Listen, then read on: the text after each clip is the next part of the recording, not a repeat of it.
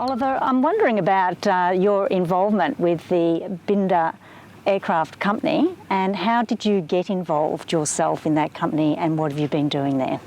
Yeah, my uncle starts many years ago to build gliders with engine.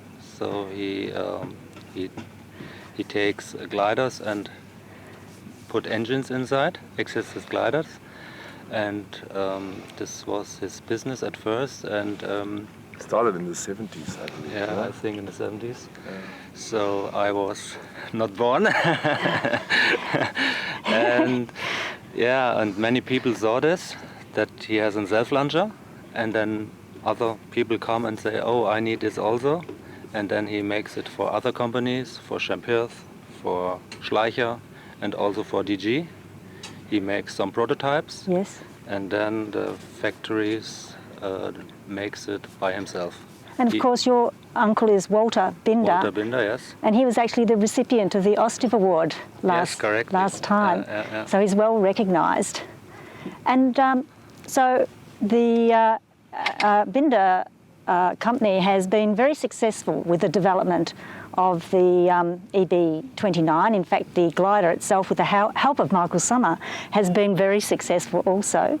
Can you tell us a little bit about the history of the development of this glider? Yeah, we start 10 years ago with the EB gliders. And in this time, the maximum weight goes from 750 to 850 kilograms. And the existing glider cannot reach to 850 kilograms, so we make a complete new concept that we can go to 850 kilograms. And our concept is to make an open glass glider with self-launcher. So every EB29 is with engine. So this is why we put these things together and have a self-launcher. In some ways, the EB29 has been a little bit of a revolution in design, because the Nimbus 4 and the ASW22 dominated for so long, probably since the World Gliding Championships took place here. And when the EB9 came about, which is, what is it, about 2010 or so? 2009. 2009. Yeah. And Michael, you won your third World Championships. It's also hard to keep count with you in the EB29, and have since won again and come very close to winning again at Uvalde. So obviously it's part of a new advance in design. What makes it so much better? Yeah, we make a new profile in 2009 for the wing and a new wing area, so that we can go to a higher wing load. And the wing ratios was by 28 meters, also very high, so that we can fly with high wing load also in small thermals. Right, so it does have a very high aspect ratio, the highest definitely in this competition. What are the advantages of that? Yeah, you see the smaller gliders can go also to 58.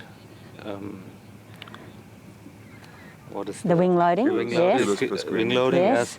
And with the older wing, we can reach only 52 wing load, and we saw in strong condition that it works, but not really good at high speed. So now we can go to a wing load to 57.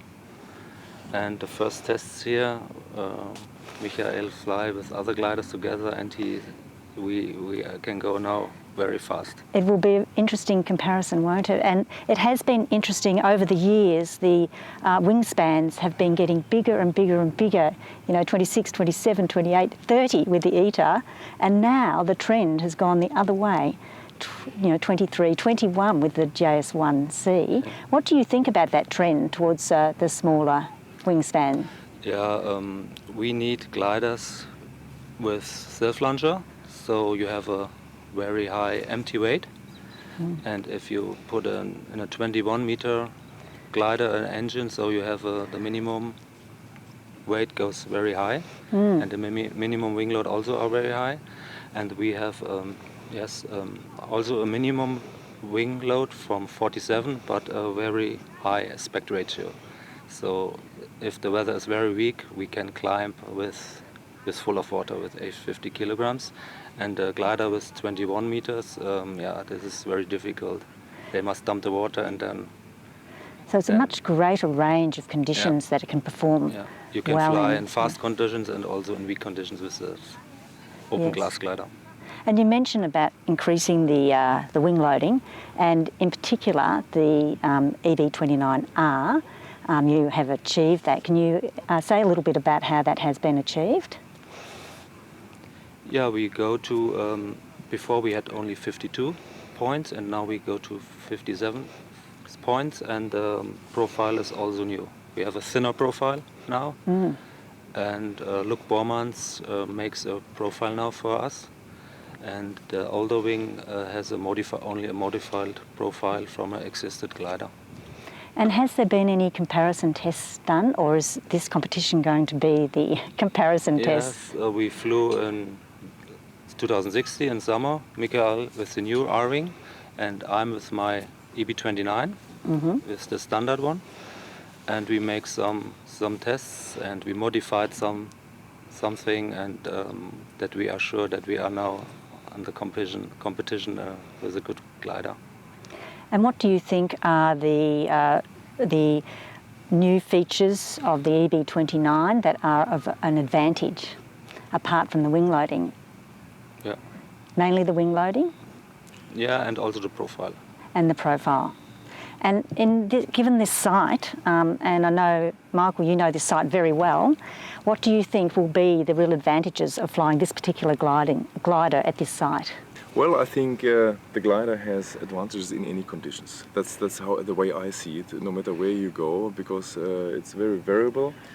And I think what we have to point out with this very high aspect ratio, the performance in the low speed and the medium speed will be unbeatable. I'm very sure about it. Yeah, you can do with the smaller gliders. You can manage to achieve a similar performance at high speed. But at low speed, this high aspect ratio and high wingspan, there's nothing what can beat it. Yeah?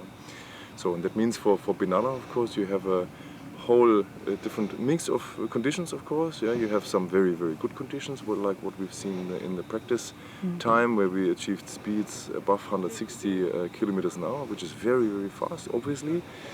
And so in these fast conditions, I think we're going very well because of the high wing loading. But then, like when I look into the sky today, I'm not so sure about it if we fly at all. But if we do fly, surely it will be, let's say, a slow day, and it will be important to climb well. But it also will be important to have a very good glide at medium speed. And there, with this aspect ratio, so I'm very certain that there's no glider that can beat it. And we know there's no glider that can beat it, because you know Walter is a very particular guy. He makes a lot of tests and all day long to make comparison flights with different gliders. So we know very well how the glider is going. As well as it being weaker days, which we expect that to be today, I know that Brian Spreckley has a little saying about the Benalla site to linger longer at Yarrawonga. Oh, this one I don't know. And that is, there's a reason to try and get some more height up at the river. And that maybe is for the final glide, to get back, because the conditions are a little bit more difficult south of the river. I think that's true. And maybe that is going to be a real advantage. Absolutely, yeah. For your final glide. Maybe you can almost have final glide from the river on many days. Yeah. That's the plan, no, for sure. Yeah. Yeah, so to me, the story about the company Binder is an extraordinary one, and I think it's worth telling.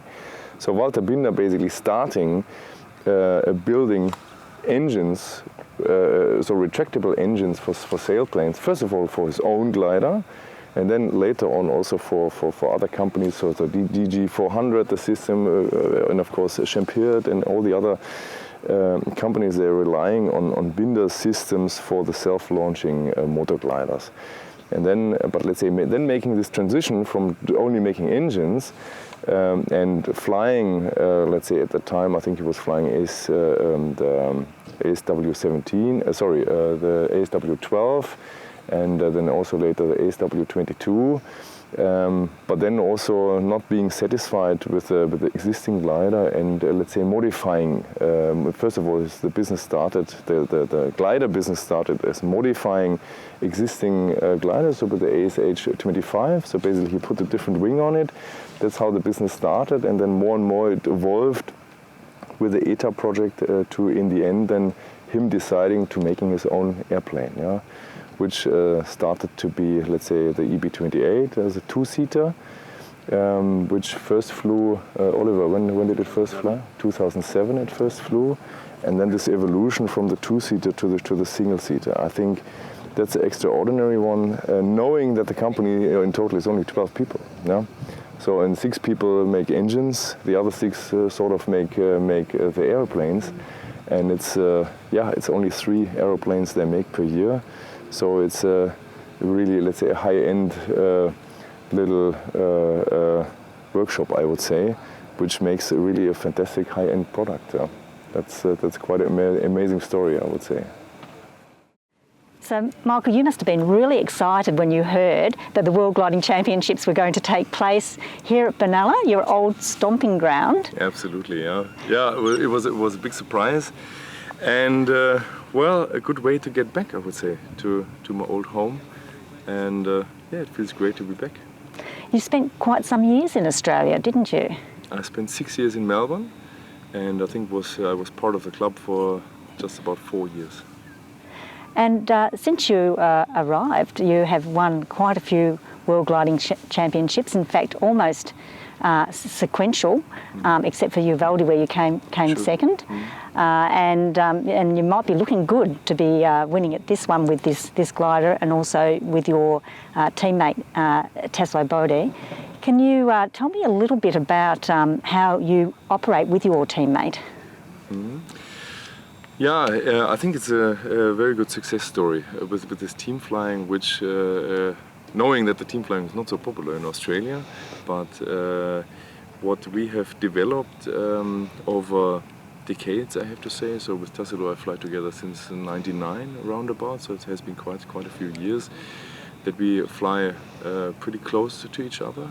And by this we have, let's say, a bigger wingspan to cover the air, and we are more likely or less likely to miss good thermal, especially when it's a blue day, or when there's high cloud base and we're down low and have to try to find the thermal. We just have an advantage to cover a bigger span.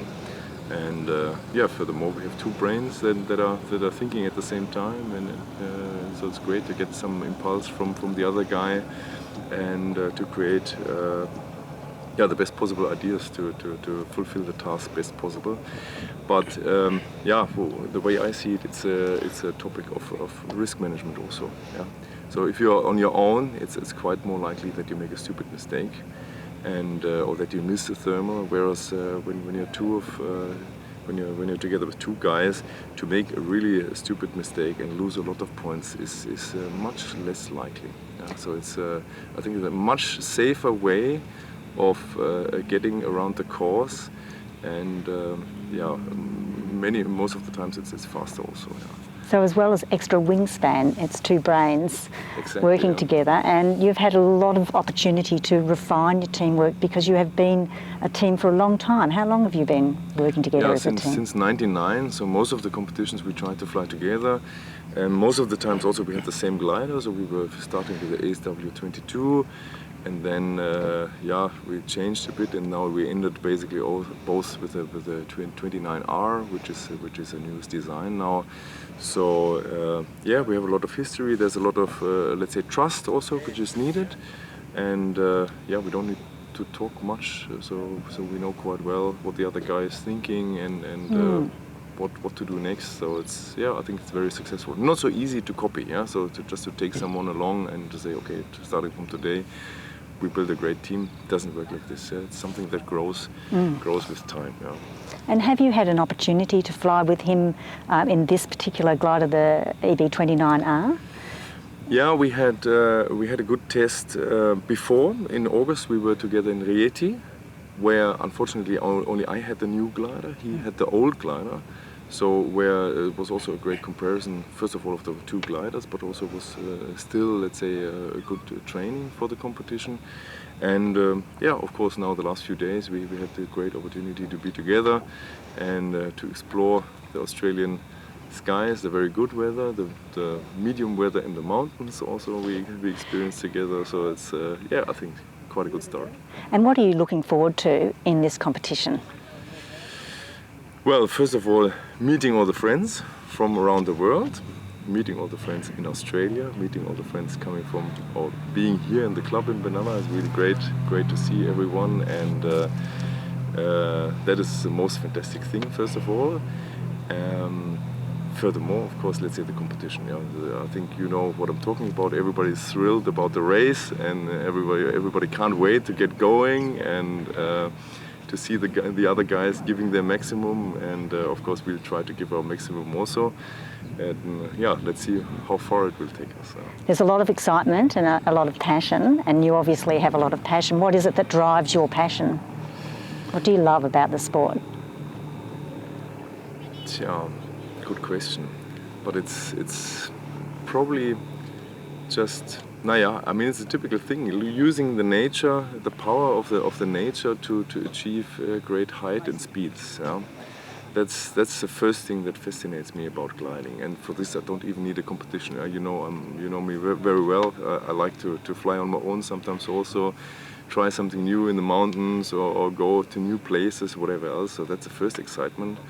But that combination then with having this race, of course, is a very exciting one. Yeah, to try to beat the competition in just using the power of the nature.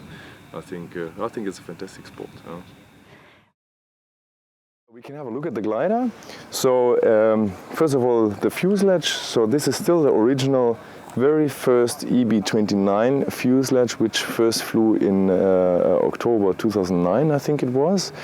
And so the tail basically is relatively similar to the EB28, but basically the front was completely made new. Yeah, it's a very big cockpit. Yeah, so also fitting large pilots. So I have like 192 or 193 meters, and there's still plenty of more space in any direction, in length, in width also, so to fit pretty much any pilot. And so in here you see basically the new story already. This being the old fuselage, but this connected with the new wings. You see here already the old wing basically was going like this. The old wing was much wider, probably like this. And Walter made it possible that basically he can put the new wing onto the existing fuselage. Roundabout like this, huh? So it was going straight out here, and in the back also a little bit further. Okay. Maybe a few things to mention furthermore in the cockpit. So because of the big size of the gear, Walter decided to make an electrical steering for the wheel, as well as the trim. Traditionally for the Binder gliders is working electrically, which is working very fine. Yeah. The trim is here. Oh, I see, on the stick. Electric trim on the stick. Hang on. So this is the trim. Yeah. So then we can walk around the wing.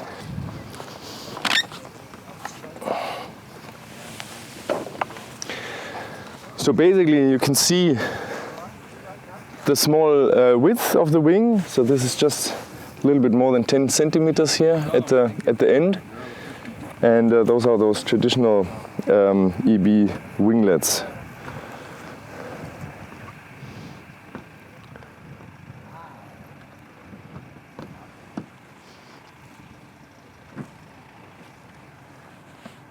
So, and of course here's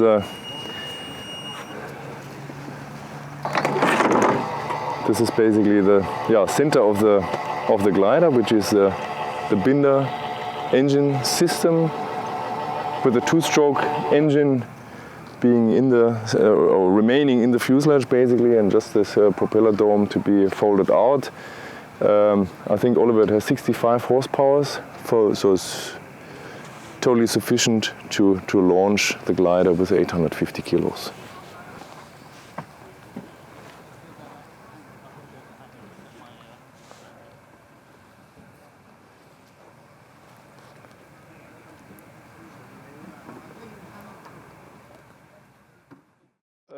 Well, to me, nothing special with the tail, because it's the original tail also of the EB28. But basically, the tail is big enough to the rudder is big enough to also being able to maneuver the big glider. So it makes a very harmonic steering features, I would say. Michael, there's no doubt you're going to enjoy yourself a lot at this competition, whatever the weather serves up. And I wish you the very best, and we might end up seeing you on the podium. You seem like a unbeatable combination with your teammate and this glider. So good luck, and thank you. Thanks and thank you also, Oliver. Thank you. Thanks.